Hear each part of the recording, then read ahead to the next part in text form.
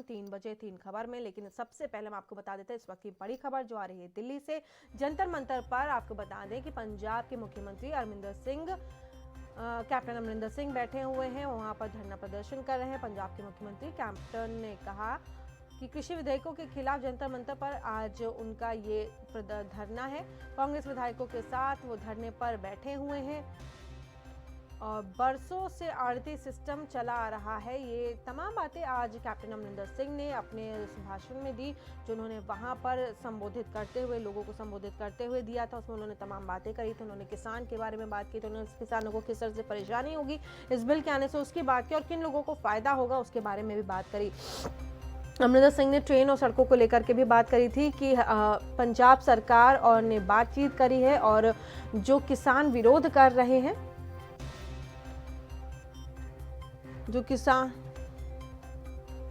किसान विरोध कर रहे हैं उनके लिए उन्होंने कहा था कि हम चाहते हैं कि जो मालगाड़ियां हैं उनको चला दिया जाए और किसान इसका विरोध नहीं करेंगे, वो ट्रैक से हट जाएंगे। इस पर केंद्र सरकार ने कहा था कि मालगाड़ी के साथ साथ पैसेंजर ट्रेन को भी चलाने दिया जाए, पंजाब में जाने दिया जाए। लेकिन इस पर सवाल खड़ा हुआ था कि पैसेंजर्स की सुरक्षा को लेकर के। उस पर आज कैप्टन अमरिंदर सिंह ने कहा कि ये आश्वस्त उन्होंने करवाया था कि पैसेंजर्स को किसी भी तरीके की दिक्कत नहीं होगी। तो ये तमाम बातें आज उन्होंने अपने उस संबोधन में कही थी। वहीं पंजाब और केंद्र सरकार के बीच कृषि कानूनों के बाद बिजली को लेकर के घमासान तेज होता दिखाई दे रहा है। सीएम अमरिंदर सिंह जंतर मंतर पर धरना देने के लिए दिल्ली पहुंचे हैं। कृषि कानूनों के खिलाफ किसानों के लगातार विरोध के चलते केंद्र सरकार ने पंजाब में रेल सेवा रोक दी है। पंजाब में रेल सेवा रोके जाने के बाद से ब्लैकआउट का खतरा बढ़ गया है। इस मुद्दे पर धरना देने के लिए सीएम अमरिंदर सिंह कांग्रेस विधायकों और पार्टी के अन्य नेताओं के साथ दिल्ली पहुंचे हैं। असल में पंजाब में करीब 3 से 4 घंटे तक बिजली की कटौती होने लगी है, खाद की किल्लत होने लगी है। उद्योगों में सामान का स्टॉक आपको बता दें कि उसको बढ़ाने की कोशिश लगातार जारी है। पंजाब सरकार ने इन सब मसलों को लेकर के केंद्र के खिलाफ विरोध जताना शुरू कर दिया। सीएम अमरिंदर सिंह ने दिल्ली में धरना दे रहे हैं, वो आज दिल्ली में वो धरना दे रहे हैं। कांग्रेस नेता नवजोत सिंह सिद्धू भी धरने पर उनके साथ वहां पर बैठे हैं। आपको बता दें कि नवजोत सिंह सिद्धू जब दिल्ली आने लगे थे तो बॉर्डर पर, यानी कि जो पंजाब और दिल्ली का बॉर्डर है, वहां पर उनको रोका भी गया था, उनके साथ धक्का मुक्की भी हुई थी और दोनों ही नेता आज धरने पर बैठे हुए हैं।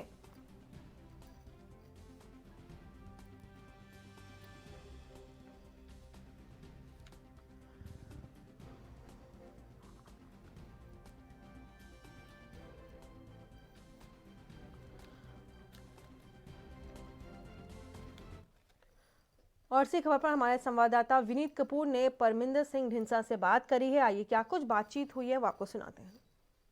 दूजी पार्टियां ਦੇ ਜਿਹੜੇ ਵਿਧਾਇਕ ਨੇ ਉਹ ਵੀ ਸਪੋਰਟ ਕਰਦੇ ਨਜ਼ਰ ਆਏ। ਪਰਮਿੰਦਰ ਸਿੰਘ ਢਿੰਡਸਾ ਸ਼੍ਰੋਮਣੀ ਅਕਾਲੀ ਦਲ ਡੈਮੋਕ੍ਰੇਟਿਕ ਦੇ ਸਾਡੇ ਨਾਲ ਨੇ ਗੱਲਬਾਤ ਕਰ ਲੈਣਾ। ਸਰ ਤੁਸੀਂ ਅੱਜ ਇੱਥੇ ਆਏ ਹੋ ਕਿਸਾਨਾਂ ਦੇ ਹੱਕ ਦੇ ਵਿੱਚ ਆਵਾਜ਼ ਬੁਲੰਦ ਕਰਨ ਲਈ। ਕੈਪਟਨ ਅਮਰਿੰਦਰ ਸਿੰਘ ਜਿਸ ਧਰਨੇ ਦੀ ਅਗਵਾਈ ਕਰ ਰਹੇ ਸੀ ਉਸ ਧਰਨੇ ਦਾ ਹਿੱਸਾ ਬਣਦਾ ਵੀ ਨਜ਼ਰ ਆ ਰਿਹਾ। ਦੇਖੋ ਅਸੀਂ ਨਾ ਤਾਂ ਕਾਂਗਰਸ ਦੇ ਤੇ ਨਾ ਹੀ ਕੈਪਟਨ ਅਮਰਿੰਦਰ ਸਿੰਘ ਦੇ ਧਰਨੇ 'ਚ ਆਏ। ਅਸੀਂ ਪੰਜਾਬ ਸਰਕਾਰ ਦੇ, ਪੰਜਾਬ ਦੇ ਮੁੱਖ ਮੰਤਰੀ ਜਿਹੜਾ ਸਾਰੇ ਪੰਜਾਬ ਦਾ ਮੁੱਖ ਮੰਤਰੀ ਉਹਦੇ ਸੱਦੇ ਤੇ ਅਸੀਂ ਆਏ। ਅਸੀਂ ਸਾਰਿਆਂ ਨੇ ਪਹਿਲਾਂ ਇਕੱਠੇ ਹੋ ਕੇ ਬਿੱਲ ਪਾਸ ਕੀਤਾ ਤਿੰਨੇ, ਤੇ ਹੁਣ ਸਾਰੇ ਇਕੱਠੇ ਹੋ ਕੇ ਅਸੀਂ ਰਾਸ਼ਟਰਪਤੀ ਨੂੰ ਕਹਿਣ ਲਈ ਆਏ ਸੀ। ਉਹਨਾਂ ਨੇ ਸਮਾਂ ਦਿੱਤਾ ਤੇ ਫਿਰ ਸਾਰੇ ਇਕੱਠੇ ਹੋ ਕੇ ਅਸੀਂ ਧਰਨਾ ਦਿੱਤਾ। ਅਸੀਂ ਪੰਜਾਬ ਲਈ, ਪੰਜਾਬ ਦੇ ਕਿਸਾਨਾਂ ਲਈ, ਪੰਜਾਬ ਦੇ ਹੱਕਾਂ ਲਈ ਜਿਹੜੀ ਲੜਾਈ ਦੇ ਵਿੱਚ, ਚਾਹੇ ਕੋਈ ਵੀ ਲੜਾਈ ਹੈ, ਚਾਹੇ ਸਰਕਾਰ ਅੱਗੇ ਲੜਦੀ ਹੈ, ਚਾਹੇ ਪੰਜਾਬ ਦੀ ਕਿਸਾਨੀ ਲੜ ਰਹੀ ਹੈ, ਪੰਜਾਬ ਦੀਆਂ ਕਿਸਾਨ ਜਥੇਬੰਦੀਆਂ ਲੜ ਰਹੀਆਂ ਨੇ, ਅਸੀਂ ਸਾਰਿਆਂ ਦੇ ਵਿੱਚ ਪੂਰੇ ਹਰ ਤਰ੍ਹਾਂ ਦੀ ਸ਼ਮੂਲੀਅਤ ਲਈ ਅਸੀਂ ਤਿਆਰ ਹਾਂ। ਲੇਕਿਨ ਢਿੰਡਸਾ ਸਾਹਿਬ ਕੇਂਦਰ ਦੇ ਐਟੀਟਿਊਡ ਨੂੰ ਕਿਸ ਢੰਗ ਨਾਲ ਦੇਖਦੇ ਹੋ? 7 ਤਰੀਕ ਤੱਕ ਮਾਲ ਗੱਡੀਆਂ ਦੀ ਆਵਾਜਾਈ ਬੰਦ ਕਰਤੀ, ਕੋਇਲਾ ਖਤਮ ਹੋਣ ਦੀ ਕਗਾਰ ਤੇ। ਕੈਪਟਨ ਸਾਹਿਬ ਕਹਿੰਦੇ ਸਾਡੇ ਕੋਲ ਹੈ ਨਹੀਂ, ਔਰ ਇਹ ਤੱਕ ਕਿਹਾ ਜਾ ਰਿਹਾ ਹੈ ਕਿ ਇੱਕ ਨੈਸ਼ਨਲ ਗ੍ਰਿਡ ਜਿਹੜਾ ਬਿਜਲੀ ਸਪਲਾਈ ਕਰ ਰਿਹਾ ਉਸ ਲਈ ਵੀ ਸਾਡੇ ਕੋਲ ਹੁਣ ਪੈਸੇ ਨਹੀਂ ਰਹੇ, ਕਿਉਂਕਿ GST ਨਹੀਂ ਦਿੱਤਾ, ਰੂਰਲ ਡਿਵੈਲਪਮੈਂਟ ਦਾ ਫੰਡ ਨਹੀਂ ਦਿੱਤਾ, ਤੇ ਆਪਾਂ ਉਹ ਪੈਸਾ ਵੀ ਨਹੀਂ ਦੇਵਾਂਗੇ ਤੇ ਬਲੈਕਆਊਟ ਦੀ ਬਣਦੀ ਨਜ਼ਰ ਆ ਰਹੀ ਹੈ। ਦੇਖੋ ਇਹ ਬੜੀ ਮੰਦਭਾਗੀ ਗੱਲ ਹੈ ਤੇ ਨਾਲੇ ਇਹ ਇੱਕ ਬਦਲਾਖੋਰੀ ਦੀ ਰਾਜਨੀਤੀ ਜਿਹੜੀ ਨਜ਼ਰ ਆ ਰਹੀ ਹੈ ਇਹਦੇ ਵਿੱਚ। ਪਰ ਪੰਜਾਬ ਦੇ ਲੋਕ ਕਦੇ ਵੀ, ਪੰਜਾਬ ਦੇ ਲੋਕਾਂ ਨੇ ਕਦੇ ਆਪਦੇ ਗੋਡੇ ਨਹੀਂ ਟੇਕੇ ਤੇ ਅਸੀਂ ਇਹ ਵੀ ਲੜਾਈ ਦੇ ਵਿੱਚ ਅਵश्य ਜਿੱਤ ਪ੍ਰਾਪਤ ਕਰਾਂਗੇ। ਮੈਂ ਪਹਿਲਾਂ ਵੀ ਬੋਲਦੇ ਹੋਏ ਇਹੀ ਅਪੀਲ ਕੀਤੀ ਹੈ ਕਿ ਸਾਨੂੰ ਸਾਰਿਆਂ ਨੂੰ ਇਕਜੁੱਟਤਾ ਦਿਖਾਉਣ ਦੀ ਲੋੜ ਹੈ, ਸਾਡੇ ਸਿਆਸੀ ਮਤਭੇਦ ਨੂੰ ਭੁਲਾ ਕੇ, ਕਿਉਂਕਿ ਕਾਂਗਰਸ ਨਾਲ ਸਾਡੇ ਮਤਭੇਦ ਹਨ ਤੇ ਹਮੇਸ਼ਾ ਰਹਿਣਗੇ, ਪਰ ਅੱਜ ਇਸ ਮੁੱਦੇ ਤੇ ਕਿਉਂਕਿ ਮੁੱਦਾ ਐਸਾ ਹੈ ਕਿ ਸਾਰੇ ਪੰਜਾਬ ਨਾਲ ਕੰਸਰਨ ਹੈ, ਸਾਨੂੰ ਇਕੱਠੇ ਨੂੰ ਜਿਹੜਾ ਹੈ ਲੜਾਈ ਲੜਨੀ ਚਾਹੀਦੀ ਹੈ। ਮੈਂ ਫੇਰ ਦੁਬਾਰੇ ਬਾਕੀ ਪਾਰਟੀਆਂ ਨੂੰ ਜਿਹੜੀਆਂ ਅੱਜ ਨਹੀਂ ਆਈਆਂ ਉਹਨਾਂ ਨੂੰ ਅਪੀਲ ਕਰੂੰਗਾ ਵੀ ਉਹ ਵੀ ਜਿਹੜਾ ਹੈ ਇਹਨੇ ਪ੍ਰੋਗਰਾਮਾਂ ਦੇ ਵਿੱਚ ਜਿਹੜਾ ਹੈ ਪੰਜਾਬ ਦੇ ਹਿੱਤਾਂ ਨੂੰ ਮੁੱਖ ਰੱਖ ਕੇ ਤੇ ਹਜੇ ਵੀ ਹੋ ਰਹੀ ਹੈ। ਆਮ ਆਦਮੀ ਪਾਰਟੀ ਇਹ ਧਰਨਾ ਕਰ ਰਹੀ ਹੈ ਕੈਪਟਨ ਅਮਰਿੰਦਰ ਸਿੰਘ ਸਰਕਾਰ ਦੇ ਖਿਲਾਫ, ਔਰ ਇਸ ਧਰਨੇ ਦੇ ਖਿਲਾਫ ਕਹਿੰਦੇ ਡਰਾਮਾ ਹੈ ਮਹਿਜ਼, ਇਸ ਨਾਲ ਕੁਝ ਨਹੀਂ ਹੋਣ ਵਾਲਾ। ਦੇਖੋ ਗੱਲ ਤਾਂ ਇਹ ਹੈ ਵੀ ਅਸੀਂ ਸੰਕੇਤ ਦੇਣੇ ਆ ਕੇਂਦਰ ਸਰਕਾਰ ਨੂੰ, ਜਿਵੇਂ ਮੈਂ ਪਹਿਲਾਂ ਵੀ ਕਿਹਾ ਲੜਾਈ ਲੰਬੀ ਹੈ, ਪਰ ਘੱਟੋ ਘੱਟ ਸਾਨੂੰ ਇੱਕ ਤਾਂ ਸੰਕੇਤ ਦੇਣ ਦੀ ਲੋੜ ਹੈ ਵੀ ਅਸੀਂ ਇਕੱਠੇ ਆ ਤੇ ਅਸੀਂ ਉਹਨਾਂ ਦੇ ਅੱਗੇ ਗੋਡੇ ਨਹੀਂ ਟਿਕਾਂਗੇ। ਇਹ ਦੋ ਸੰਕੇਤ ਜਿਹੜੇ ਨੇ ਬਿੱਲ ਪਾਸ ਕਰਕੇ ਤੇ ਅੱਜ ਦੇ ਇਸ ਧਰਨੇ ਦੇ ਵਿੱਚ ਅਸੀਂ ਦੇਣ ਦੀ ਯਤਨ ਕੀਤਾ ਹੈ। ਬਿਲਕੁਲ ਦੇਣ ਦਾ ਯਤਨ ਕੀਤਾ ਹੈ ਕਿ ਆਪਾਂ ਗੋਡੇ ਨਹੀਂ ਟੇਕਾਂਗੇ, ਲਗਾਤਾਰ ਲੜਾਈ ਜਿਹੜੀ ਹੈ ਉਹ ਲੜਦੇ ਰਹਾਂਗੇ। ਕੁਲਜੀਤ ਸਿੰਘ ਨਾਗਰਾ ਕਾਂਗਰਸ ਦੇ ਵਿਧਾਇਕ ਸਾਡੇ ਨਾਲ ਨੇ, ਉਹ ਵਿਧਾਇਕ ਨੇ ਜਿਨ੍ਹਾਂ ਨੇ ਸਭ ਤੋਂ ਪਹਿਲਾਂ ਕਾਨੂੰਨ ਪਾਸ ਹੋਣ ਵੇਲੇ ਆਪਣਾ ਅਸਤੀਫਾ ਜਿਹੜਾ ਉਹ ਸੌਂਪ ਦਿੱਤਾ ਸੀ ਕਿ ਮੈਂ ਅਸਤੀਫਾ ਦੇਣਾ ਇਨ ਕਾਨੂੰਨਾਂ ਦੇ ਵਿਰੋਧ ਦੇ ਵਿੱਚ। ਨਾਗਰਾ ਸਾਹਿਬ, ਅਸਤੀਫੇ ਵੀ ਹੋਏ, ਵਿਰੋਧ ਵੀ ਹੋਏ, ਲੇਕਿਨ ਹਜੇ ਵੀ ਕੇਂਦਰ ਜਿਹੜਾ ਉਹ ਮੰਨਣ ਲਈ ਤਿਆਰ ਨਹੀਂ ਹੈ ਕਿ ਆਹ ਕਾਨੂੰਨ ਜਿਹੜੇ ਨੇ ਕਿਸਾਨੀ ਲਈ ਕਿਤੇ ਨਾ ਕਿਤੇ ਖਤਰਨਾਕ ਨੇ ਤੇ ਕਿਸਾਨੀ ਨੂੰ ਬਦਹਾਲੀ ਵੱਲ ਨੂੰ ਤੋਰਨਗੇ। ਇਹੋ ਜਿਹੇ ਹੁਕਮਰਾਨ, ਹਿਟਲਰੀ ਹੁਕਮਰਾਨ ਬੜੀ ਦੇਰ ਤੋਂ ਹਿੰਦੁਸਤਾਨ ਦੇ ਲੋਕ ਦੇਖਦੇ ਆ ਰਹੇ ਨੇ। ਉਹ ਚਾਹੇ ਅੰਗਰੇਜ਼ ਹੋਣ, ਚਾਹੇ ਅਬਦਾਲੀ ਹੋਵੇ, ਚਾਹੇ ਉਹ ਔਰੰਗਜ਼ੇਬ ਹੋਵੇ, ਚਾਹੇ ਉਹ ਕਿਸੇ ਤਰ੍ਹਾਂ ਦੇ ਹੋਰ ਹੁਕਮਰਾਨ ਆਏ ਹੋਣ ਜਿਨ੍ਹਾਂ ਨੇ ਹਿਟਲਰੀ ਆਪਣੇ ਜਿਹੜੇ ਉਹ ਕਾਨੂੰਨ ਨੇ ਉਹ ਪਾਸ ਕਰਨ ਦੀ ਕੋਸ਼ਿਸ਼ ਕੀਤੀ ਹੋਵੇ, ਪਰ ਹਿੰਦੁਸਤਾਨ ਦੇ ਲੋਕਾਂ ਨੇ ਔਰ ਖਾਸ ਤੌਰ ਤੇ ਪੰਜਾਬ ਦੇ ਲੋਕਾਂ ਨੇ ਉਹਨਾਂ ਦੇ ਮੂੰਹ ਮੋੜੇ ਨੇ। ਸੋ ਇਹ ਮੋਦੀ ਜੀ ਦਾ ਮੂੰਹ ਵੀ ਮੋੜ ਕੇ ਰਹਿਣਗੇ। ਕਿਸਾਨ ਤੇ ਮਜ਼ਦੂਰ ਔਰ ਪੰਜਾਬ ਦੇ ਲੋਕ ਇਹ ਕਾਨੂੰਨ ਕਿਸੇ ਵੀ ਰੂਪ ਦੇ ਵਿੱਚ ਲਾਗੂ ਨਹੀਂ ਹੋਣਗੇ। ਲੇਕਿਨ ਕਦੋਂ ਤੱਕ ਕੇਂਦਰ ਜਗੂਗਾ? ਕਿਉਂਕਿ ਅੱਜ ਸਿਚੁਏਸ਼ਨ ਤੇ ਆ ਗਈ, ਕਿਸੇ ਵੀ ਸਮਾਂ ਬਲੈਕ ਆਊਟ ਹੋ ਸਕਦਾ ਹੈ, ਕਿਸੇ ਵੀ ਸਮਾਂ ਪੰਜਾਬ ਜਿਹੜਾ ਅੰਧੇਰੇ ਦੀ ਗਰਤ ਦੇ ਵਿੱਚ ਜਾ ਸਕਦਾ ਹੈ। ਕਿਉਂਕਿ ਕੈਪਟਨ ਸਾਹਿਬ ਇਹ ਕਹਿ ਰਹੇ ਨੇ ਨੈਸ਼ਨਲ ਗ੍ਰਿਡ ਤੋਂ ਸਾਨੂੰ ਬਿਜਲੀ ਮਿਲ ਰਹੀ ਹੈ, ਉਸ ਲਈ ਵੀ ਪੈਸਾ ਨਹੀਂ ਹੈ ਹੁਣ ਸਾਡੇ ਕੋਲ, ਔਰ ਕਿਸੇ ਵੀ ਵੇਲੇ ਵੀ ਇਹ ਜਾਗ ਸਕਦੇ ਆ, ਇਹ ਵੀ ਨਾਲ ਕਹਿ ਦਿਓ, ਕਿਉਂਕਿ ਇਹਨਾਂ ਦੇ ਜਾਗਣ ਦਾ ਵੀ ਵੇਲਾ ਆ ਗਿਆ। ਨਹੀਂ ਤਾਂ ਬਹੁਤ ਹੀ ਭਿਆਨਕ ਸਥਿਤੀ ਪੂਰੇ ਹਿੰਦੁਸਤਾਨ ਦੇ ਵਿੱਚ ਹੋਣ ਜਾ ਰਹੀ ਹੈ। ਸਾਰੀਆਂ ਕਿਸਾਨ ਜਥੇਬੰਦੀਆਂ, ਸਾਰੇ ਕਿਸਾਨ ਮਜ਼ਦੂਰ ਔਰ ਜਿੰਨੀਆਂ ਵੀ ਪੋਲੀਟੀਕਲ ਪਾਰਟੀਆਂ ਨੇ ਉਹਨਾਂ ਦਾ ਵਿਰੋਧ ਸਹਿਣਾ ਮੋਦੀ ਲਈ ਔਖਾ ਹੋ ਜਾਊਗਾ। ਮੈਨੂੰ ਲੱਗਦਾ ਨਹੀਂ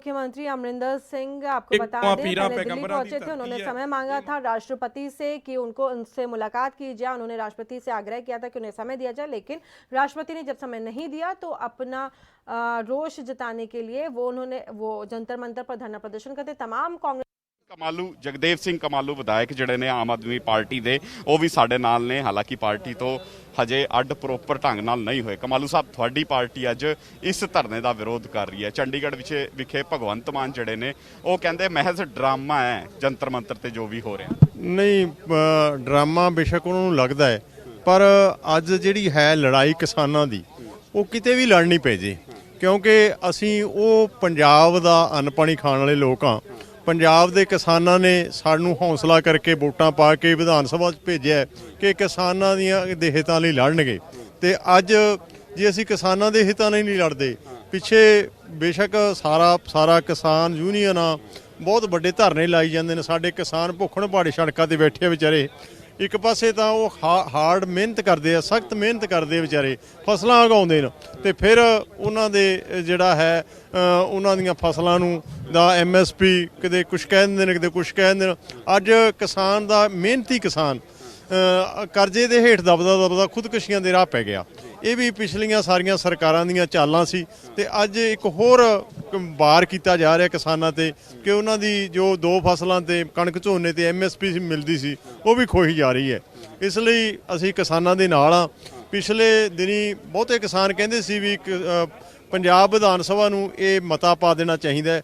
ਉਹ ਮੈਨੂੰ ਵੀ ਕਹਿੰਦੇ ਰਹੀਆਂ ਕਿਸਾਨ ਜਥੇਬੰਦੀਆਂ ਕਿ ਤੁਸੀਂ ਜਾ ਕੇ ਵਿਧਾਨ ਸਭਾ 'ਚ ਰੌਲਾ ਪਾਓ, ਅਸੀਂ ਬਾਹਰ ਪਾਉਂਦੇ ਆ। ਤਾਂ ਅਸੀਂ ਆਖਿਆ, ਸਾਰਿਆਂ ਨੇ ਦੁਆ ਪਾਇਆ, ਤੇ ਕੈਪਟਨ ਸਾਹਿਬ ਨੇ ਮਤਲਬ ਪੰਜਾਬ ਸਰਕਾਰ ਨੇ ਇਹ ਜਿਹੜਾ ਮਤਾ ਸੀ ਕਾਲੇ ਕਾਨੂੰਨਾਂ ਦੇ ਵਿਰੁੱਧ ਪਾਇਆ। ਤੇ ਸਵਾਲ ਲੈਣਾ ਚਾਹੂੰਗਾ ਤੁਹਾਡੇ ਤੋਂ। ਮਤਾ ਪਾਤਾ, ਵਿਰੋਧ ਪ੍ਰਦਰਸ਼ਨ ਕਿਹਾ, ਵਿਰੋਧ ਪ੍ਰਦਰਸ਼ਨ ਕਰਤਾ। ਤੁਹਾਡੀ ਪਾਰਟੀਆਂ ਜਿਹੜੀ ਪੁਰਾਣੀ ਪਾਰਟੀਆਂ ਸੀ, ਆਮ ਆਦਮੀ ਪਾਰਟੀ ਦੀ ਗੱਲ ਕਹਿੰਦੇ, ਉਹ ਕਹਿੰਦੇ ਰਾਸ਼ਟਰਪਤੀ ਨਾਲ ਮਿਲਣ ਨਾਲ ਕੁਝ ਨਹੀਂ ਹੋਏਗਾ, ਤੁਸੀਂ ਧਰਨੇ ਮਾਰੋ ਕੇਂਦਰ ਦੀ ਮੋਦੀ ਸਰਕਾਰ ਦੇ ਖਿਲਾਫ, ਆਪਾਂ ਨਾਲ ਖੜੇ ਆ। ਅੱਜ ਧਰਨਾ ਵੀ ਮੋਦੀ ਖਿਲਾਫ ਇੱਥੇ ਲਾਤਾ। ਲੇਕਿਨ ਹਜੇ ਵੀ ਉਹ ਪਾਰਟੀਆਂ ਸਹਿਯੋਗ ਕਰਦੀਆਂ ਨਜ਼ਰ ਨਹੀਂ ਆ ਰਹੀਆਂ। ਹਜੇ ਵੀ ਸਿਆਸਤ ਜਿਹੜੀ ਹੈ ਵੱਡੇ ਪੱਧਰ ਤੇ ਹੁੰਦੀ ਨਜ਼ਰ ਨਹੀਂ ਅੱਜ ਜੇ ਕਹੀਏ ਵੀਰੇ ਮਤਲਬ ਸਾਡੀਆਂ ਜਿਹੜੇ ਸਿਆਸੀ ਲੋਕ ਹੈ ਉਹ ਸਿਰਫ ਸਿਆਸਤ ਤੱਕ ਹੀ ਰਹਿ ਗਏ, ਵੋਟਾਂ ਤੱਕ ਹੀ ਰਹਿ ਗਏ। ਉਹਨਾਂ ਨੂੰ ਕਿਸੇ ਕਿਤੇ ਨਾ ਕਿਸੇ ਮਤਲਬ ਪੰਜਾਬ ਵਾਸੀ ਨਾਲ ਮੈਨੂੰ ਲੱਗਦਾ ਹੈ ਵੀ ਫਤਕਾਰ ਨਹੀਂ।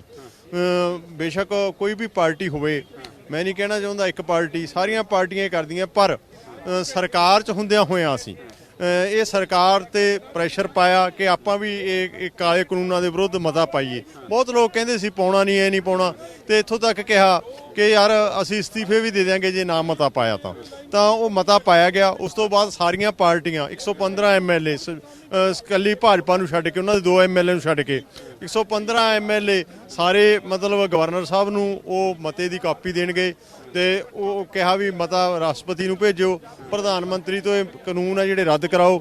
ਤਾਂ ਮਤਲਬ ਅੱਜ ਲੋੜ ਸੀ ਕਿ ਸਾਰੇ ਰਾਸ਼ਟਰਪਤੀ ਤੋਂ ਸਮਾਂ ਮੰਗਿਆ ਗਿਆ ਤੇ ਰਾਸ਼ਟਰਪਤੀ ਨੇ ਸਮਾਂ ਬੇਸ਼ੱਕ ਨਹੀਂ ਦਿੱਤਾ, ਤਾਂ ਸਾਨੂੰ ਸਾਰਿਆਂ ਨੂੰ ਵਿਧਾਨ ਸਭਾ 'ਚ ਆਖਿਆ ਗਿਆ ਸਾਰੇ ਐਮਐਲਏ ਇਕੱਠੇ ਹੋ ਕੇ ਪ੍ਰਦਰਸ਼ਨ ਕਰੀਏ। ਸਾਡਾ ਇਹੀ ਹੱਕ ਬਣਦਾ ਹੈ ਕਿ ਅਸੀਂ ਆ ਕੇ ਰਾਸ਼ਟਰਪਤੀ ਨੂੰ, ਪ੍ਰਧਾਨ ਮੰਤਰੀ ਨੂੰ ਜਿੱਥੇ ਵੀ ਧਰਨਾ ਲਵੇ, ਮੁਜ਼ਾਹਰਾ ਕਰਨਾ ਪਵੇ, ਰੈਲੀ ਕਰਨੀ ਪਵੇ, ਕੋਈ ਰੋਸ ਪ੍ਰਦਰਸ਼ਨ ਕਰਦਾ ਰਹੇ, ਅਸੀਂ ਕਿਸਾਨਾਂ ਨਾਲ ਖੜਾਂਗੇ ਤੇ ਉੱਥੇ ਕਰਾਂਗੇ। ਯਾਨੀ ਇੱਕ ਮੰਚ ਤੇ ਇਕੱਠੇ ਹੋ, ਘੱਟੋ ਘੱਟ ਕਿਸਾਨਾਂ ਦੇ ਝੰਡੇ ਥੱਲੇ ਹੀ ਆ ਜਾਓ, ਆਪਣੇ ਝੰਡੇ ਸਾਈਡ 'ਚ ਰੱਖ ਕੇ। ਇਹ ਮੈਂ ਪਹਿਲਾਂ ਕਿਸਾਨ ਜਥੇਬੰਦੀਆਂ ਦਾ ਬਹੁਤ ਧੰਨਵਾਦੀ ਹਾਂ, ਜਿਹੜੀਆਂ ਸਾਰੀਆਂ 31 ਕਿਸਾਨ ਜਥੇਬੰਦੀਆਂ ਈਵਨ ਪੰਜਾਬ ਦੀਆਂ ਤੇ 250 ਤੋਂ ਉੱਪਰ ਜਥੇਬੰਦੀਆਂ ਭਾਰਤ ਦੀਆਂ ਕਿਸਾਨ ਜਥੇਬੰਦੀਆਂ ਇੱਕ ਹੋਈਆਂ ਇਸ ਮੁੱਦੇ ਤੇ, ਮੈਂ ਉਹਨਾਂ ਦਾ ਧੰਨਵਾਦ ਕਰਦਾ। ਤੇ ਨਾਲ ਦੀ ਨਾਲ ਪੰਜਾਬ ਦੇ ਸਮੂਹ ਐਮਐਲਏਜ਼ ਨੂੰ ਬੇਸ਼ੱਕ ਕਿਸੇ ਪਾਰਟੀ ਨਾਲ ਸੰਬੰਧ ਹੋਣ, ਮਦਦ ਕਰਦਾ ਕਿ ਆਓ ਆਪਾਂ ਕਿਸਾਨਾਂ ਨਾਲ ਮੋਢਾ ਜੋੜ ਕੇ ਇਹ ਲੜਾਈ ਲੜੀਏ। ਬੇਸ਼ੱਕ ਉਹ ਲੜਾਈ ਪ੍ਰਧਾਨ ਮੰਤਰੀ ਨਾਲ ਲੜਨੀ ਪੈ ਜੇ, ਰਾਸ਼ਟਰਪਤੀ ਕੋਲੇ ਜਾਣਾ ਪੈ ਜੇ, ਪ੍ਰਧਾਨ ਮੰਤਰੀ ਕੋਲੇ ਜਾਣਾ ਪੈ ਜੇ, ਜਾਂ ਕਿਸੇ ਵੀ ਧਿਰ ਕੋਲੇ ਜਾਣਾ ਪੈ ਜੇ, ਅਸੀਂ ਜਾਵਾਂਗੇ ਤੇ ਅਸੀਂ ਉਹ ਧਰਨਿਆਂ 'ਚ, ਮੁਜ਼ਾਹਰਿਆਂ 'ਚ ਜਿਹੜਾ ਕਿਸਾਨਾਂ ਦੇ ਹੱਕ 'ਚ ਹੋਣਗੇ ਉਹ 'ਚ ਸ਼ਾਮਲ ਹੋਵਾਂਗੇ। ਬਿਲਕੁਲ, ਦੇਖੋ ਚਾਹੇ ਕੁਝ ਵੀ ਕਰਨਾ ਪਏ ਲੇਕਿਨ ਕਿਸਾਨਾਂ ਦੇ ਹੱਕਾਂ ਦੀ ਆਵਾਜ਼ ਨੂੰ ਬੁਲੰਦ ਕਰਦੇ ਰਹਾਂਗੇ। ਜਗਦੇਵ ਸਿੰਘ ਕਮਾਲੂ ਦਾ ਕਹਿਣਾ ਹੈ, ਹੋਰ ਵਿਧਾਇਕਾਂ ਦਾ ਕਹਿਣਾ ਹੈ, ਇਹ ਵੀ ਕਹਿ ਰਹੇ ਨੇ ਕਿ ਅੱਜ ਪੋਲੀਟੀਕਲ ਪਾਰਟੀਆਂ ਨੂੰ ਆਪਣੇ ਨਿੱਜੀ ਸਵਾਰਥ ਜਿਹੜੇ ਨੇ ਉਹਨਾਂ ਨੂੰ ਇੱਕ ਪਾਸੇ ਰੱਖ ਕੇ ਕਿਸਾਨਾਂ ਦੇ ਹੱਕਾਂ ਦੀ ਆਵਾਜ਼ ਨੂੰ ਬੁਲੰਦ ਕਰਨ ਦੀ ਲੋੜ ਹੈ ਤਾਂ ਕਿ ਕਿਸਾਨਾਂ ਨੂੰ ਇਨਸਾਫ ਮਿਲ ਸਕੇ ਔਰ ਆ ਜਿਹੜੇ ਕਾਲੇ ਕਾਨੂੰਨ ਨੇ ਪੰਜਾਬ ਦੇ ਵਿੱਚ ਲਾਗੂ ਹੁੰਦੇ नजर। तो अभी आपने सुना कि तमाम विधायक और कैप्टन अमरिंदर सिंह दिल्ली में धरना प्रदर्शन कर रहे हैं। और इस वक्त की बड़ी खबर, लेकिन हम आपको उससे पहले बता देते हैं कि केरल से बड़ी खबर आ रही है जहां पर मनी लॉन्ड्रिंग का मामला सामने आया है। ये बड़ी खबर, केरल से मनी लॉन्ड्रिंग केस में ईडी ने छापा मारा है। ये आपको बता दें, बिनीश कोडियेरी के निवास और अन्य ठिकानों पर छापा मारा गया है। जांच एजेंसी ने 29 अक्टूबर को बिनीश को अरेस्ट किया था। मामला कर्नाटक में ड्रग की बरामदगी से जुड़ा हुआ था। आपको बता दें, केरल के नेता कोडियेरी बालकृष्णन के बेटे हैं बिनीश। स्पेशल कोर्ट ने बिनीश की हिरासत 5 दिन और बढ़ाने का आदेश दिया है। केरल मनी लॉन्ड्रिंग केस में ईडी ने यह छापा मारा। ये इस वक्त की बड़ी खबर आ रही है। केरल से बिनीश कोडियेरी के निवास और अन्य ठिकानों पर भी तमाम जगहों पर छापे मारे गए हैं और ये ड्रग्स रिलेटेड पूरा मामला है। और यहाँ रुकेंगे एक बहुत छोटे से ब्रेक के लिए। आप कहीं मत जाइए, देखते रहिए एएनबी न्यूज़।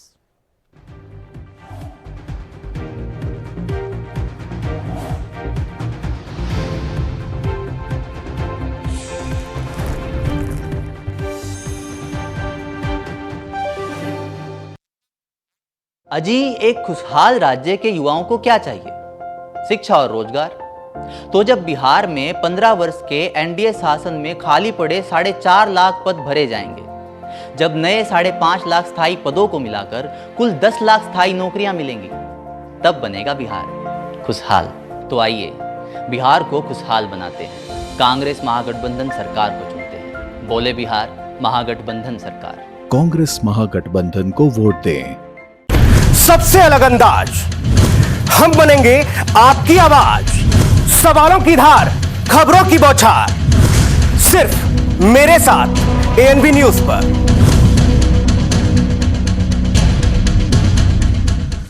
क्या आप दुबले पतले कमजोर हैं? आपकी सेहत नहीं बनती, भूख कम लगती है, वजन नहीं बढ़ता? दरअसल मेन बात खाना पीना खाना नहीं है, मेन बात है खाया पिया लगना। और अगर खाया पिया लगेगा ही नहीं तो सेहत बनेगी कैसे? इसलिए हमारी संस्था सन्यासी आयुर्वेदा ने एक ऐसी दवा बनाई है जो कि आपके पाचन तंत्र को, आपके लीवर सिस्टम को ठीक करने का काम करती है, ताकि आप जो भी खाएं उसका पूरे का पूरा निचोड़ आपके शरीर को लगे, आपकी भूख बढ़े, खाया पिया सही से लगे, नया खून बने, हड्डियों में जान आए, वजन बढ़े, ताकत बढ़े, चेहरे पर नूर आए और आप मोटे तगड़े खूबसूरत पर्सनैलिटी के मालिक बन जाएं। यह दवा पूरी तरह से आयुर्वेदिक होती है। इसका शरीर पर कोई भी साइड इफेक्ट, कोई भी नुकसान या दुष्प्रभाव नहीं होता। लड़के लड़कियां दोनों इसका इस्तेमाल कर सकते हैं और पहले 15 दिन के अंदर ही आपको इसका असर महसूस हो जाएगा। सिर्फ 650 रुपए की पूरे 1 महीने की दवा होती है और आप इसे घर बैठे 01145454545 पर फोन करके दवा मंगवा सकते हैं।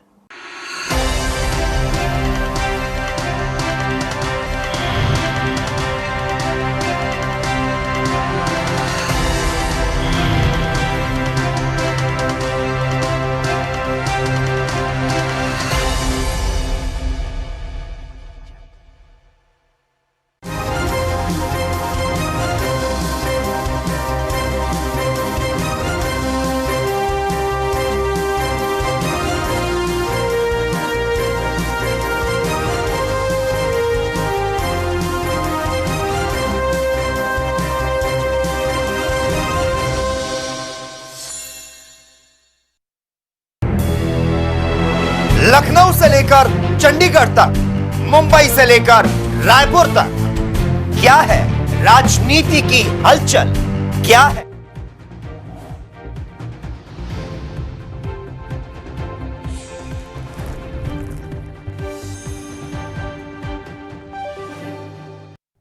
और अब आपको सीधी खबर देते हैं दिल्ली से कि क्या कुछ हो रहा है दिल्ली में कोरोना के केसेस बढ़ते जा रहे हैं और इसी को लेकर के अरविंद केजरीवाल सरकार एक्शन में नजर आ रही है।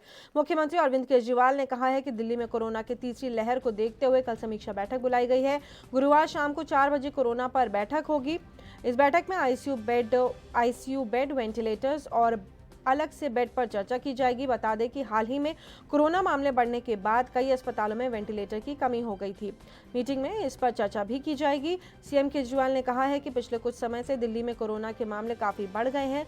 3rd वेव इसी को ही कहा जाता है। कल इसको लेकर के एक रिव्यू मीटिंग कर रहे हैं। अस्पतालों में बेड की कोई कमी ना हो, इसके लिए भी लगातार तैयारियां की जा रही हैं। आज हाईकोर्ट के उस फैसले को सुप्रीम कोर्ट में केजरीवाल सरकार चुनौती देने जा रही है, जिसमें प्राइवेट अस्पतालों में 80% आईसीयू बेड रिजर्व रखने के लिए कहा गया था। दिल्ली हाई कोर्ट ने इस पर रोक लगा दी थी। तमाम जानकारी दिल्ली के मुख्यमंत्री अरविंद केजरीवाल ने दी है। बता दें कि राष्ट्रीय राजधानी में दिल्ली में पिछले 24 घंटे के दौरान कोरोना वायरस जांच रिपोर्ट में 6,725 नए मामले पाए गए हैं, जो कि किसी एक दिन में अब तक के सर्वाधिक मामले हैं। दिल्ली में मामलों की कुल संख्या अब इसमें केंद्र सरकार भी इसमें इंटरफेयर, सरकार ने नया कमीशन बनाया वो भी करेगा और सुप्रीम कोर्ट भी इसमें साथ देगा।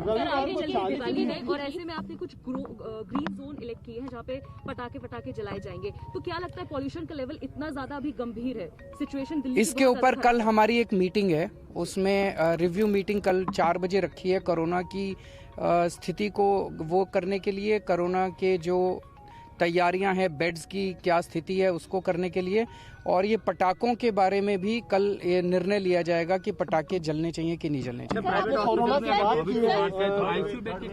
हॉस्पिटल में दिख रही है। मैं दिल्ली की जनता को कहना चाहता हूं कि पिछले कुछ दिनों में कोरोना के केसेस में उछाल आया है। मैं समझता हूं कि ये 3rd वेव इसको हम कह सकते हैं, बिकॉज सितंबर एंड और अक्टूबर के बिगिनिंग में नीचे आने चालू हो गए थे, 3000 के भी नीचे पहुंच गए थे। और इसी खबर पर ज्यादा जानकारी के लिए हमारे संवाददाता राजीव हमारे साथ जुड़ गए हैं दिल्ली से। राजीव, दिल्ली में लगातार केसेस बढ़ते जा रहे हैं, सिर्फ 1-2 दिन की बात नहीं है, हर रोज नए आंकड़े सामने आते हैं और चौंकाने वाले होते हैं, क्योंकि लगातार वहां पर केसेस बढ़ रहे हैं और अब उसको लेकर के सीएम अरविंद केजरीवाल बैठक करने वाले हैं। राजीव। देखिए बिल्कुल बता दें, जिस तरीके से कोरोना काल के अंदर कहीं ना कहीं जो दिक्कतें आ रही थी वो कहीं ना कहीं अब और ज्यादा भयंकर होती चली जा रही है, क्योंकि जिस तीसरे स्टेज के लिए बच रहे थे उसी तीसरे स्टेज के अंदर अब दिल्ली आ चुकी, क्योंकि 24 घंटे के अंदर 6,725 मामले आना कहीं ना कहीं संकेत देता है कि हम तीसरे स्टेज के अंदर है और दिल्ली को कोशिश की जा रही थी इस स्टेज से बचाने की, मगर जिस तरीके से लगातार स्थिति और बिगड़ती चली जा रही है तो कहीं ना कहीं दिल्ली सरकार को कोई कड़े कदम उठाने होंगे। यहाँ तक कि बात करें जिस अस्पतालों को, प्राइवेट अस्पतालों के अंदर जो कह सकते हैं 80% के करीब बेड को वेंटिलेटर और उसको सेव किया गया था, यहाँ तक कि सरकारी उसमें लिया गया था, तो वो कहीं ना कहीं आप दिक्कतें खड़ी कर रहा है, क्योंकि लगातार कोशिश जो थी कि कोरोना स्टेज के जो सिम्टम जो बढ़ने के थे वो कहीं ना कहीं आप सामने आते नजर आ रहे हैं, क्योंकि 6,000 से ज्यादा के करीब स्टेज आना तो कहीं ना कहीं चौंकाने वाली बात है, क्योंकि दिल्ली सरकार निरंतर कोशिश जरूर कर रही थी, मगर कोशिश साथ साथ अब जरूर दिक्कतें आ रही हैं दिल्ली सरकार को। जी कुल संख्या बढ़ करके दिल्ली में 4 लाख से ज्यादा की हो गई, यानी कि 4 लाख से ज्यादा केसेस। राजीव, बेहद महत्वपूर्ण ये भी हो जाता है कि दिल्ली में केसेस बढ़ने लाजमी बात है, जिसको कहा गया था कि एक जब जत्थे का जत्था एक होगा, जब कोरोना बढ़ेगा, लोगों में आएगा, जिसको शायद कहा जाता है हर्ड कम्युनिटी जिसे कहा जा रहा था, जिसमें एक पूरे जत्थे को कहा जा रहा था कि कोरोना होगा, और इसी को थर्ड वेव भी कहा जा रहा है।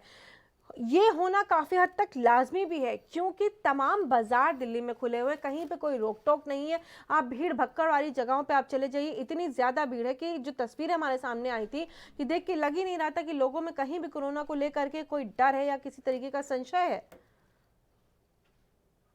बता दें, जिस तरीके से दिल्ली सरकार निरंतर कोशिश जरूर कर रही थी, मगर वो कोशिश कितनी कारगर हुई, क्योंकि 2 बार तक कह सकते जो दिल्ली के अंदर कोरोना पेशेंटों की जो गिनती थी वो काफी हद तक थम गई थी, मगर अब कहीं जाके जब तीसरा स्टेज दोबारा से स्टार्ट हो चुका है और जिस तीसरे से स्टेज से दिल्ली को बचाया जा रहा था वो कहीं ना कहीं अब चौंकाने वाली बात आ रही है सामने। मगर बात करें जिस तरीके से आपका अरविंद केजरीवाल को खुद लग रहा है कि जो स्टेज से है वो दिल्ली को बचाना चाहते थे, वो स्टेज अब बिल्कुल नजदीक आ चुकी है और उसी को लेकर ही कल जो गुरुवार को एक बैठक की जाएगी। गुरुवार को जो बैठक होगी वो लगभग 4 बजे करीब होगी और निरंतर कोशिश की जाएगी इसके अंदर के जो स्थिति है दिल्ली के अंदर उसको कंट्रोल किया जाए, मगर कहीं ना कहीं जो स्थिति अभी लगता नहीं है दिल्ली सरकार अकेले कर पाएगी, क्योंकि हर बार दिल्ली सरकार का सहयोग देने के लिए केंद्र सरकार को ही आगे आना पड़ा है और कहीं ना कहीं कोरोना जो महामारी थी उसको कंट्रोल करने के लिए केंद्र सरकार ने दिल्ली सरकार का भरपूर सहयोग दिया। मगर अब बात करें जिस तरीके से तीसरा स्टेज यानी कि अब आ चुका है दिल्ली के अंदर, तो कहीं ना कहीं दिल्ली सरकार को दिक्कतें आ रही हैं और दिल्ली सरकार शायद यही चाहेगी कि केंद्र सरकार उनका सहयोग देने के लिए आगे आए। जी ये तमाम जानकारियां जो आप दे रहे हैं राजीव, बिल्कुल सही बात है। और दिल्ली में अब चौतरफा मार पड़ने के लिए तैयार है। क्यों? क्योंकि पहले कोरोना ही वहाँ पे फैला हुआ है, प्लस दूसरा वहाँ पर जिस तरीके से प्रदूषण का स्तर बढ़ता जा रहा है, सांस लेने में दिक्कत होगी। कोरोना में सबसे बड़ी दिक्कत यही होती है कि लोगों को जो उनका जो ब्रीदिंग लेवल होता है वो डाउन होना शुरू हो जाता है। तीसरी, क्योंकि अब तीज त्योहार भी पास आ रहे हैं, दिवाली पास आ रही, तो प्रदूषण और बढ़ने की भी चांसेस है। साथ ही साथ सर्दी का मौसम जिसमें धुआं ऊपर जा करके वातावरण में जम जाता है, तो चौतरफा मार है दिल्ली वासियों के लिए, ना केवल दिल्ली वासियों के लिए बल्कि दिल्ली एनसीआर में रहने वाले सभी लोगों के लिए। राजीव, देखिए एक चीज इसमें गौर करनी होगी, क्योंकि जिस तरीके से अब दिवाली का फेस्टिवल भी आ रहा है और निरंतर लोग बाग घरों से बाहर निकल रहे हैं और कहीं ना कहीं बाजारों के अंदर भीड़ इकट्ठी होती चली जा रही है, तो कहीं ना कहीं ये जरूर है दिल्ली सरकार जो कोशिश कर रही थी वो कोशिश अब कहीं ना कहीं फेल नजर आ रही है, क्योंकि जिस तरीके से लगातार निरंतर हर चीज को अनलॉक किया जा रहा है, यानी कि सब चीजों को खोला जा रहा है, तो कहीं ना कहीं दिक्कतें जरूर आएंगी, क्योंकि अब फाइल खोल दी गई है, तो कहीं ना कहीं अब जो पड़ोसी राज्यों से जो लोग बाग सामान खरीदने या किसी व्यवसाय के थ्रू जो दिल्ली के अंदर आते थे या मार्केट पे सामान लेके जाते थे दिल्ली से, वो कहीं ना कहीं अब और भी ज्यादा आएंगे और कहीं ना कहीं दिल्ली के अंदर स्थिति और ज्यादा बढ़ेगी, क्योंकि निरंतर कोरोना की जो स्टेज के जो संभालने के लिए दिल्ली सरकार ने बॉर्डरों को सील कर दिया था, यानी कि जो अंतर्राष्ट्रीय बस सेवा थी उनको बंद कर दिया गया था, यहाँ तक कि रेलवे जो लोकल सेवा थी वो भी बंद थी, तो कहीं ना कहीं जी बहुत बहुत धन्यवाद राजीव इन तमाम जानकारियों के लिए कि दिल्ली में जो हाल हो रहे हैं वो बेहद दिन ब दिन बद से बदतर होते जा रहे हैं। फिलहाल इस बुलेटिन में इतना ही। देश और दुनिया की तमाम खबरों के लिए आपको बने रहना है एएनबी न्यूज के साथ।